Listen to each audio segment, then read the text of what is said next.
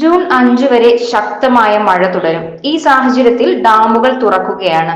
കഴിഞ്ഞ 5 ദിവസം തുടർച്ചയായി പെയ്ത മഴ ഡാമുകളിലെ ജലനിരപ്പ് ഉയർത്തി. ഇതിൽ പലതിലും കരുതൽ ശേഖരത്തേക്കാൾ കൂടുതലാണ് ജലം. ഇത് 3 ഇരട്ടിയോളമുണ്ട്.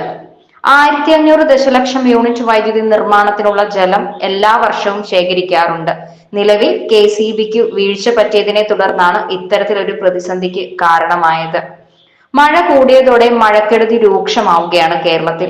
3 മരണങ്ങൾ ഇതുവരെ റിപ്പോർട്ട് ചെയ്തു. കൂടാതെ പ്രളയ സാധ്യതാ മുന്നറിയിപ്പും കേരളം നേരിടുന്നുണ്ട്. നാളെ മഴ കുറഞ്ഞാലും ഇതുവരെ പെയ്ത മഴയുടെ അപകടം ഉണ്ടാകുന്നുണ്ട്.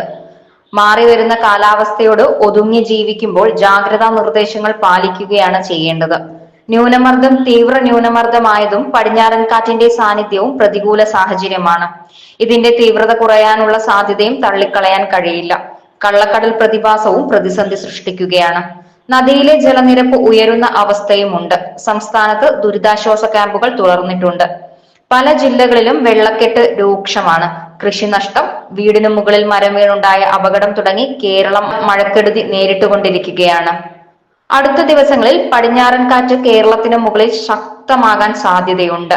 കേന്ദ്ര കാലാവസ്ഥാ നിരീക്ഷണ കേന്ദ്രം ഒഡീഷ തീരത്ത് സമീപം വടക്ക് പടിഞ്ഞാറൻ ബംഗാൾ ഉൾക്കടലിന് മുകളിലായി സ്ഥിതി ചെയ്തു വരുന്ന ശക്തി കൂടിയ ന്യൂനമർദ്ദവും തീവ്ര ന്യൂനമർദ്ദവുമായി ശക്തി പ്രാപിച്ചത്.